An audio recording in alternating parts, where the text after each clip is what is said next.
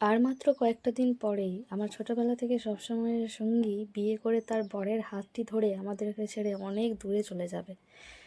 তাই সেই জন্যেই তাকে একদিন স্পেশালভাবে রান্না করে তো খাওয়াতেই হয়, মানে হচ্ছে গিয়ে আইবুড়ো ভাত। তো চলো আজকে সেই ব্লগ নিয়েই তোমাদের কাছে হাজির হয়েছি। তার জন্য কি কি আয়োজন করলাম, কি করলাম, কি মজা হলো কি না হলো, সেই গল্প নিয়েই আজকের এই ব্লগ। তো hello everyone, welcome to my channel and welcome back to my another new blog. আমি সুদীপা আবারও চলে এসেছি নতুন একটা ব্লগ ভিডিও নিয়ে তোমাদের সামনে। তো যেদিনকার ব্লগটা শেয়ার করছি সেদিন ছিল 10ই ফাল্গুন আর হচ্ছে গিয়ে 23শে ফেব্রুয়ারি। সেদিন বেশ সকাল সকাল উঠেছিলাম, কারণ সেদিন বান্ধবীকে দেবো আইবুড়ো ভাত, আর কয়েকদিন পরেই তার বিয়ে। তো মন মেজাজ খুব একটা ভালো ছিল না, আমার চোখ মুখ দেখে বুঝতে পেরেছি আমি সারা রাত ভালো করে ঘুমাতে পারিনি। বান্ধবী ছেড়ে চলে যাবে সেই জন্য না, একটা অন্য কারণে। যাই হোক, এদিকে এসে দেখছি মা মোটামুটি সব সবজি টবজি কাটা হয়ে গেছে, কিছু কিছু রান্না চাপিয়েও দিয়েছে, আর বাকি কিছু কিছু রান্না সেগুলো আমি করব। আমার চোখ মুখের যা বেহাল অবস্থা দেখতেই পাচ্ছ। মানে ঠিকঠাকভাবে মন না থাকলে রান্নাটাও ভালো করে হয় না। আমার কাছে রান্না বিশাল বড় একটা আর্ট, কারণ রান্না সবার দ্বারা হয় না। মানে রান্না হয়, এটা ঠিকঠাক সুন্দর রান্না করা চারটিখানি ব্যাপার নয়, ঠিকভাবে সেটাকে প্রেজেন্ট করা। তো যাই হোক, কিছু তো করার নেই, বান্ধবীকে যখন খাওয়াবো। আর হাতে খুব একটা বেশি দিনও নেই, কারণ এরই মাঝে আরও কিছু কিছু দিন রয়েছে যেগুলোতে কিছু করা যাবে না। তো যাই হোক, সেই দিনটা যখন ঠিক করেছি, আগে থেকে যখন তাকে বলা হয়েছে, তখন সেই দিনটাকে বাদ দেওয়ার কোনো মানেই হয় না। তো যাই হোক, তারপরে মনটাকে ওই দিকে কনসেন্ট্রেট করলাম যে হ্যাঁ, যেন ওখানে করতে পারি। আসলে মানুষের জীবনে কিছু কিছু সময় আসে, সেটা পারিবারিকভাবে বা আরও অন্যান্যভাবে, যখন সে মেন্টালি স্টেবল থাকে না। তো যাই হোক, আমি আগের দিন অবধিও ঠিকভাবে জানতাম না যে আমার এরকম হালাত হবে। এনিওয়ে, সে আমার প্রবলেমের কথা বাদ দাও। বান্ধবীকে যখন খাওয়াবো তখন ভালো করে মন থেকেই খাওয়াতে হবে। ওই দিকে দেখো মায়ের রান্না বান্না চলছে, আর প্রেশার কুকারটা খুবই জ্বালাতন করছে। কেন জানি না, হাওয়া বেরিয়ে যাচ্ছে, মানে বাষ্পগুলো বেরিয়ে যাচ্ছে, তাই মা রাগে এরকমভাবে ঠুকছিল যাতে ঠিক হয় আর কি। কিন্তু প্রেশার কুকারও সেই নাছোড়বান্দা, ঠিক হবে না তো হবেই না। যাই হোক, মা এদিকে কাজ করছে আর আমি এদিকে পনির বানাবো, কারণ আমি কিছু বানাবো না তা তো হয় না। আর এখন আমার পনির খেতেই বেশি ভালো লাগে মাছ মাংস থেকে। তো যাই হোক, মাছ তো রয়েছে, তার সঙ্গে পনিরটাও হবে। ওই জন্য পনিরের জন্য আমি গাজর, ক্যাপসিকাম, টমেটো, লঙ্কা যা যা কিছু দেবো সেগুলো কেটে নিচ্ছিলাম। পরে পেঁয়াজ, আদা, রসুন সব কিছুই কেটে নিয়েছি। তাহলে আমার কাজ মানে হচ্ছে গিয়ে, আমি যখন রান্না করি তখন আমি কাটি, কারণ আমার সবজি কাটার ধরনটা আমি বলে বোঝাতে পারি না। তো এক একটা রান্নার সাথে আমি এক এক রকম ধরনের সবজি কাটি আর কি। তো তাই জন্যেই আমি কীরকম রান্না করব সেই অনুযায়ী আমি নিজে নিজে মানে নিজের মতো করে সবজি কেটে নিচ্ছিলাম। তো এরপর সবজি কাটা হবে, তারপর মুড়ি খেয়ে একদম আমি রান্না করতে শুরু করব। তার আগে একদম বাটা বাটি যা কিছু আছে সেই সব কিছু বেটে নেওয়া হবে। এদিকে যে সমস্ত কিছু ভাজাভুজিগুলো হবে সেই সমস্ত কিছু ভাজাগুলো চলছিল। আলু ভাজা, ওরকমভাবে একটা একটা করে সব ভাজাগুলো করে নেওয়া হয়েছিল। আলু, শিম, শাক, বেগুন আর মাছ ভাজা। বেশি কিছু রকমের ভাজা করা হয়নি। যাই হোক, এদিকে আমি পনিরগুলো কেটে নিয়েছি, আর বাকি যে সবজিগুলো কেটেছিলাম সেগুলো ধুয়ে আলাদা আলাদা করে রেখে দিয়েছি। মা শাকটা করে নেবে আর ভাজাগুলো করে নেবে, তারপরে আমি শুরু করব রান্না। আর মাছ আমাদের পুকুরেই আগের দিন ধরা হয়েছিল, তো আগের দিন ভেজে রেখে দেওয়া হয়েছিল। ভালো ভালো মাছ ছিল আমাদের পুকুরে, তাই জন্য আর আলাদা করে কিনে আনা হয়নি, ওই মাছটাই করা হচ্ছে। এদিকে আলু ভাজা, শিম ভাজা, শাক ভাজা হয়ে গেছে, আর আমি পনিরগুলোকে নুন, হলুদ আর লঙ্কাগুলো দিয়ে মেখে রেখেছি। এবার হালকা করে সাদা তেলটা গরম করে ভেজে নিচ্ছি। পনির রান্না করলে আমি সাধারণত সাদা তেলেই করি, টেস্ট ভালো হয়। আমি মানে ভালো কি খারাপ হয় বলতে পারবো না, তবে পনির রান্নাই মানে আমার কাছে ভালো। আগে আমি না পনির খেতাম না, ভালো লাগতো না, রান্নাও করতাম না। তারপর হঠাৎ করে এত পনির প্রেমী হয়ে গেছি যে প্রতি সপ্তাহে একদিন করে পনির না খেলে যেন আমার কেমন একটা লাগে। যাই হোক, ওই কড়াইয়ে পনির ভাজা চলছে, আর সাইডে আরেকটা কড়াইয়ে বেগুন ভাজা চলছে। তো পনিরটা আমি কখনো সর্ষের তেলে করিনি, জানি না কীরকম কী হয়। সর্ষের তেলে কাউকে তো কখনো করতেও দেখিনি, তবে আমার এক্সপেরিমেন্ট করতে ভাল লাগে, কিন্তু সেদিনটা করিনি। অন্য একদিন করব, আমার ইচ্ছে আছে। একদিন করেছিলাম, খুব একটা খারাপ হয়নি, ভালোই হয়েছিল, তবে সেটা আমি শেয়ার করিনি। পনিরগুলো এই তো ভাজা হয়ে গেল টুকটুক করে, আর হালকা ভেজে নিয়ে তুলে নিলাম। এবার সেই কড়াইয়ে আমি গোটা গরম মশলা ফোড়ন দিয়ে দিলাম, তারপর পেঁয়াজ, আদা, রসুন বাটা এটা দিয়ে দিলাম, কিছুটা পেঁয়াজ আমি বাটা দিয়েছি আর কিছুটা পেঁয়াজ আমি এমনিই দেবো। আর আমি পেঁয়াজ, গাজর, ক্যাপসিকাম এগুলো না চিলি পনির বা চিলি চিকেনে যেরকম দেয় সেরকম কিউব কিউব আকারে কেটেছি। পনিরটাও কিউব আকারে কেটেছি।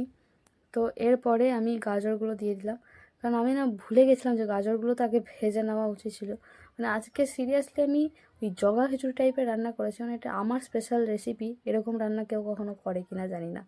তো গাজরগুলো তো ভাজা হবে না, তো ওইগুলো দেওয়ার পর আমার মনে হলো যে গাজরটা আগে ভেজে নেওয়া উচিত ছিল। তারপর আমি খুব কুড়ে মানুষ, আবার আলাদা আলাদা করে করব, তাই একসঙ্গে দেবো এটাই প্রথমে ভেবেছিলাম, কিন্তু কোনটা আগে দেবো কোনটা পরে দেবো সেটা আর কি বুঝতে পারিনি। যাই হোক, গাজর দেওয়ার পর ক্যাপসিকাম আর পেঁয়াজগুলো দিয়ে দিলাম। এইগুলো দিয়ে মোটামুটি ভাজতে থাকলাম। তারপরে মোটামুটি ভাজা হয়ে গেলে টমেটোটা দিয়ে দিলাম, সেটাও আমি কিউব কিউব করেই কেটে রেখেছিলাম। তারপরে এগুলো ভালো করে ভাজছিলাম, কারণ আগে তো ভাজিনি, আর এই পেঁয়াজ রসুন আদা দেওয়ার পর খুব ভালো করে ভাজাও হচ্ছিল না। এগুলো ভাজা হয়ে গেলে একটা বাটিতে গুলে রাখা জিরে, ধনে, লঙ্কা, হলুদ গুঁড়োটা দিয়ে দিলাম। তারপর ভালো করে কষে নিয়ে তারপরে পনিরটা দেবো। আসলে আমি দেখেছি যেদিন রান্না করার মন না থাকে সেদিন না এরকমই একটা রান্না হয়ে যায়। যদিও মন থেকে খুব ভালো করে করতে চাইছিলাম বলে কিন্তু রান্নাটা খুব একটা খারাপ হয়নি, ভালোই হয়েছে। যার জন্য বানিয়েছি সে তো খেয়ে বলেছে যে ভালোই হয়েছে, তার মানে রান্না করাটা সার্থক হয়েছে আর কি। আর রাস্তার পাশে বাড়ি হলে এরকমই হয়, ছাগলের ডাক, গরুর ডাক, মানুষের যাতায়াতের আওয়াজ, ফেড আপ হয়ে যায় এই চেঁচানি শুনতে শুনতে, বাপরে বাপ। যাই হোক, তোমরা ওগুলো একটু ইগনোর করে আমার ভয়েসটাকেই একটু বেশি প্রাধান্য দিও। তারপরে ওই যে ভেজে রাখা পনিরগুলো দিয়ে ভালো করে নেড়ে নিয়ে পরিমাণ মতো জল দিয়ে দিলাম। খুব বেশি জল আমি দিইনি, কারণ এটা মাখো মাখোই করেছি। তারপর নুন দিয়ে একটু ফুটতে দিলাম, ঢাকা দিয়ে দিলাম। বেশি জল দেওয়ার কিছু নেই এখানে, সেদ্ধ হওয়ারও কিছু নেই, তাই বেশি জল দেওয়ার খুব একটা প্রয়োজন নেই। তারপর ফুটে যাওয়ার পর ঢাকনা খুলে একটু গরম মশলা গুঁড়ো আর ওপর থেকে একটু কসুরি মেথি ছড়িয়ে দিয়ে নামিয়ে দিয়েছিলাম। তো যেই বান্ধবীর আজকে আইবুড়ো ভাত, সেই ক্লাস 5 থেকে আমরা একসঙ্গে স্কুল যাওয়া, সব জায়গায় যাওয়া, একসঙ্গে থাকা খাওয়া, আমার বাড়ির প্রত্যেকটা অনুষ্ঠানে সে আসা, মানে তাকে ছাড়া আমি কিছুই না। মানে আমাদের যা কিছু সব এক জায়গায়, আমরা একই রকম জামা কাপড় কিনতাম, একই সাথে ঘুরে বেড়াতাম, যেখানে যা করতাম সব একই। মানে সেই মেয়েটা আর দুদিন পর থেকে আমার সাথে থাকবে না, আমি সম্পূর্ণ একা হয়ে যাব, ভাবলেই কেমন একটা লাগছে। মানে আমি এখনও অবধি বুঝতেও পারছি না যে সে চলে যাবে আর চারিপাশটা শূন্য হয়ে যাবে, কারণ ফাঁকা হয়ে যাবে। অদ্ভুত লাগছে। যাই হোক, পনিরটা করে ওই যে মাছের টকটা করা ছিল সেটা একটু গরম করে নিলাম। ছোটো মাছের, মানে চুনো মাছেরও টক রয়েছে। ডাল, পনির এইসব সমস্ত কিছু হয়ে গেছে। আর একটা দিকে আমি মাছের ঝোল বানাবো, তার জন্য আলুগুলো প্রথমে ভেজে নিলাম। তারপর কড়াইতে তেল দিয়ে পাঁচফোড়ন দিয়ে টমেটো দিয়ে একটু ভেজে নিয়ে তারপর পেঁয়াজ, আদা, রসুন বাটাটা দিয়ে দিলাম। এই দুটো রান্নাই আমি করেছিলাম, বাকিগুলো মা করেছিল। আবার ওই গুঁড়ো মশলাগুলো জলে গুলে নিয়ে আমি দিয়ে দিলাম। সাধারণ মশলা দিয়ে রান্নাগুলো করেছি, অন্য কোনো কিছু দিইনি। ওই ঘরে থাকা জিরে, ধনে, হলুদ, লঙ্কা গুঁড়ো এই সমস্ত কিছুই দিয়েছি। তারপর ওটাকে ভালো করে কষিয়ে নিয়ে আলুগুলো দিয়ে দিলাম ভেজে রাখা।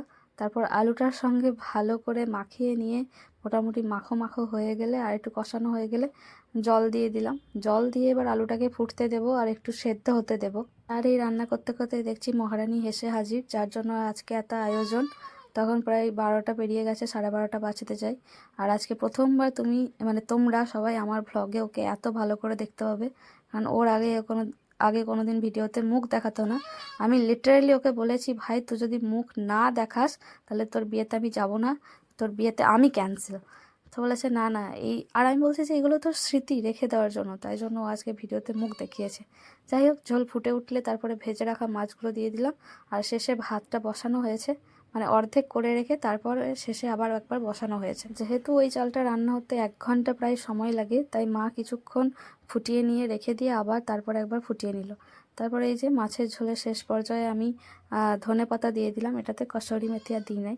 আর এই যে এই থালি সেটটা আমি ওর জন্য আগের দিন রাতে, মানে আইবুড়ো ভাতের আগের দিন রাতে 10টা থেকে শুরু করে 1টা অবধি বসে বসে করেছি।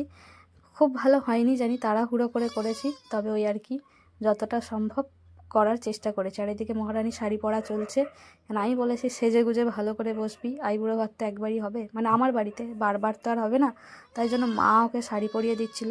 আর বাজে দেখো 2:07, মানে এতক্ষণে ওকে খেতে দেবো, এখনও খেতে দিতে অনেক বাকি, এখনও রেডি হবে, আমি ভাত সাজাবো, মানে মা ভাত সাজাবে। ইতিমধ্যে মাই ডিয়ার দাদাও চলে এসেছে, আর সে বলছে আমাকে গ্লাসে এই দিবি, বাটিতে এই দিবি, থালাতে এই দিবি, ওকে না দিয়ে আমাকে দিলেই ভালো হয়। আর দাদা এই যে আইসক্রিম নিয়ে এসছে, সেটা মহারানীর জন্যই আর কি, মানে যার আইবুড়ো ভাত তার জন্য। সঙ্গে আমাদেরও একটু খাওয়া হয়ে যাবে আর কি। 2 রকমের আইসক্রিম রয়েছে, একটা হচ্ছে কুলফি আর একটা হচ্ছে কর্ন আইসক্রিম। যাই হোক, তো এবার যাই রান্নাঘরের দিকে। এ এখনও চুল আঁচড়ানো চলছে, এখনও যে কবে সেজে কমপ্লিট হবে কে জানে। কখন থেকে বলেছিলাম সেজে গুজে রেডি হতে। যাই হোক, খাওয়াটা পরের কথা, আগে সেজে গুজে ভালো করে রেডি হয়ে যাওয়া যাক, তাই না?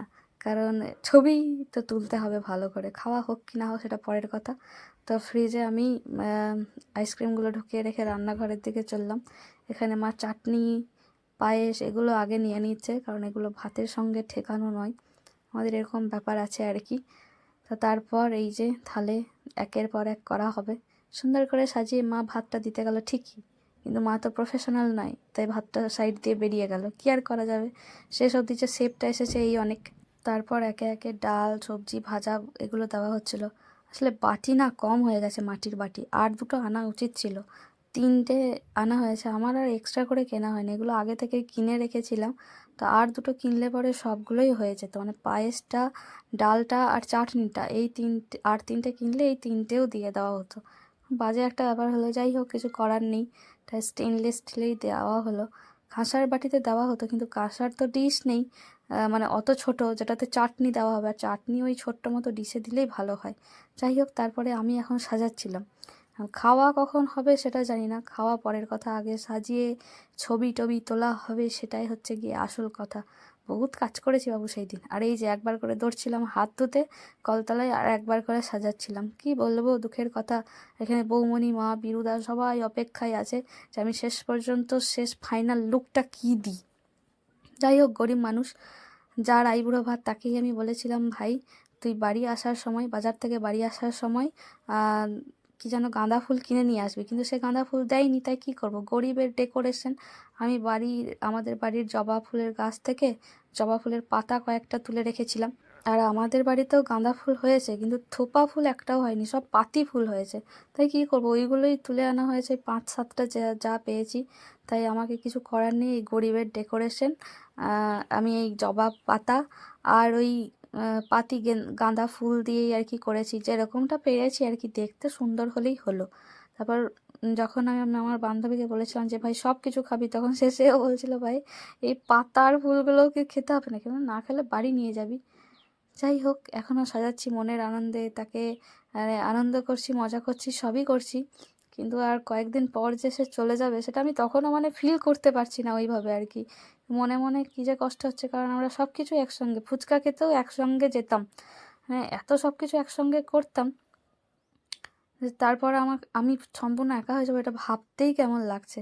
আর এতক্ষণ যে ভিডিওটা আমি সাজাচ্ছিলাম যখন থালটা, সেই ভিডিওটা কিন্তু যার আইবুড়ো ভাত সেই করে দিচ্ছিল। আমি ওকে বলেছিলাম তুই খাবি ঠিক আছে, কিন্তু কোনো কাজ করবি না, তাই বললে হবে, তোকে এটা কিন্তু করে দিতে হবে। আর মেনুতে কী কী রয়েছে দেখো, ভাত, শাক, 5 রকমের ভাজা, ডাল, পনির, মাছ মানে মাছের ঝোল, মাছের টক, পায়েস, চাটনি, মিষ্টি, পাঁপড়, সরি পাঁপড়টা করতে ভুলে গেছি, কিন্তু কিছু না কিছু মিসিং যায়, পান, চকলেট, আইসক্রিম, জল রয়েছে, পাঁপড় আর স্যালাড, এটা করতে আমি ভুলে গেছি। আর বাপি দই এনেছিল, সেই দইটা দিতেও ভুলে গেছি, মানে কিছু না কিছু ভুল হবেই আর কি।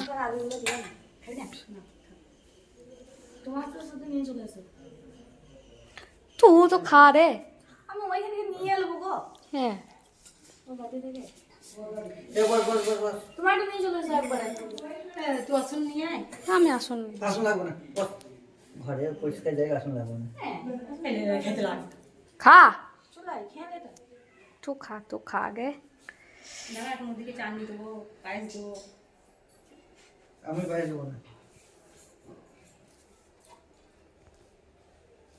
যা হবে করি, নিন্দা করি না যে খাবারগুলো খারাপ হয়েছে। শাক তো ভালো হয়েছে। তো ভালো হয়েছে। ওটা তো খেলাম প্রথমে। বিরুদার আরেকবার আইবুড়ো ভাত হচ্ছে।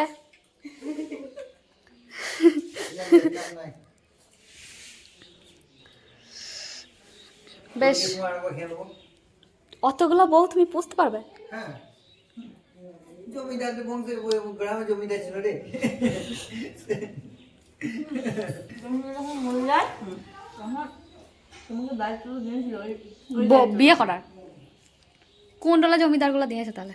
না না ওদের গ্রামে জমিদার না আর পরে খালি ইয়ে কে কোনগুলা যেটা মুর্শিদাবাদ মুসলমান না বর্ধমান মুর্শিদাবাদ সবাইকে দিতে হতো ইয়ে রিতমপুরের রাজবাড়িটা এত সুন্দর করে রেখেছে। এই সব সব খেয়ে নিয়ে বলবি শেষে কোনটা বেশি ভালো হয়েছে। একবার করে চেঁটেলে সব কটা দিয়ে বলবি, দিয়ে দিয়ে বলবি বলবো না খাবার আগে মাছের টক ছোট লোক না, মাছের টক এমনিতেই কিন্তু সত্যি ফার্স্ট ক্লাস হয়েছে। সবগুলো একবার চেঁচে নিয়ে বলবি কোনটা বেশি ভালো হয়েছে খেতে। ভালো করে জানিস মাছের টকটা ভালো হবে। মাছের আমার কাছে আমার কাছে একটা কাঁচা লঙ্কা দিই নাকি তাহলে মাছের টকে সিম বাজার করে দারুণ হয় নিবি? না আমি কেটেছিলাম না সিম, ওই জন্যে আমি সিমটা কেটেছিলাম বলে ভালো হয়েছে।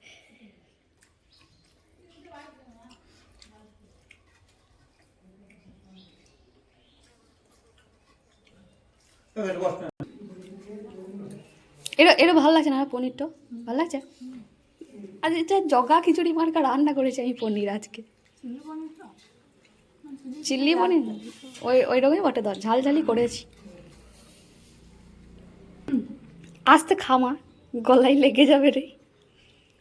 ধীরে সুস্থে খা, সুন্দর করি। হ্যাঁ হ্যাঁ হ্যাঁ, এটা পাপুকে আমি সোনার বালা দিয়েছি। বরের মুন্ডু চিবিয়ে চিবিয়ে খাবি, ঠিক আছে? ট্রেনিং দিয়ে দিলাম ওই জন্যে, বরের মুন্ডু কি করে চিবিয়ে চিবিয়ে খেতে হয়, নাহলে সারা জীবনের আফসোস থেকে যাবে মনে হচ্ছে। আমি একটা পূরণ করে নিয়েছি। কি বলতো কি বলতা? তুই ঝাপানো